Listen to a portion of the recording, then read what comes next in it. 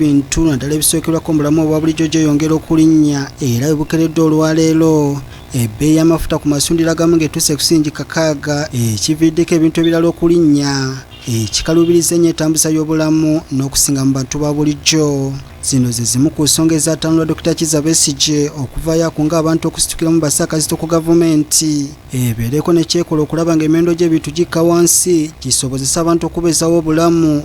Wabula kino gavumenti teyakikkiriza n'emugombamu obwala nga mu bbanga lya mwezi gumu gwokka aguddwako emisango 2 nga gyonna gya kukuma muliro mu bantu.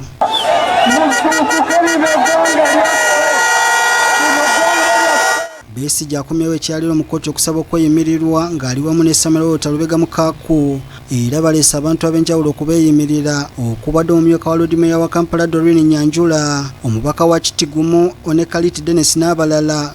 Wabula omuwabi wa gavumenti okusaba kw'abaana kukubyamu ebituli n'ategeeza nga bali abajeemu batayinza kuddako ku bikolwa byabwe kubanga omusango gubavunaanibwa bakamala okuguza ne bayimbulwa akakalu ka kkooti era tewali nsonga na lwaki kkooti eddamu okubawa akakalu ekitibwa n'amateeka ba Besigye abakulembeddwamu Erias Lukwago kye baganya okkiriziganya nakyo.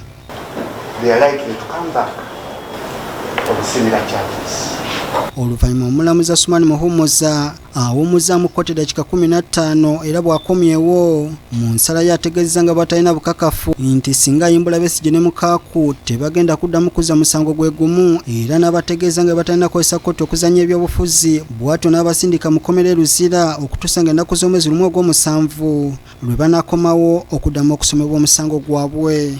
It is my opinion that the sanctity and the authority of the court must be protected, and the court should not be sucked into the arena or the theatre of politics.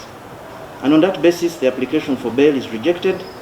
The matter is adjourned to 1st of July. Bannamateeka ba Besigye okuli Erias Lukwago, Abdallah Kiwanuka ne Ivan Bwowe tebamatidde na nsala ya mulamuzi ne bategeeza nga kadde konna bwe bagenda okugiwakanya mu kkooti enkulu. Omulamuzi eyasoma amateeka n'agategeera bulungi alina okugalamula ng'amanyi ssemateeka w'eggwanga agamba nti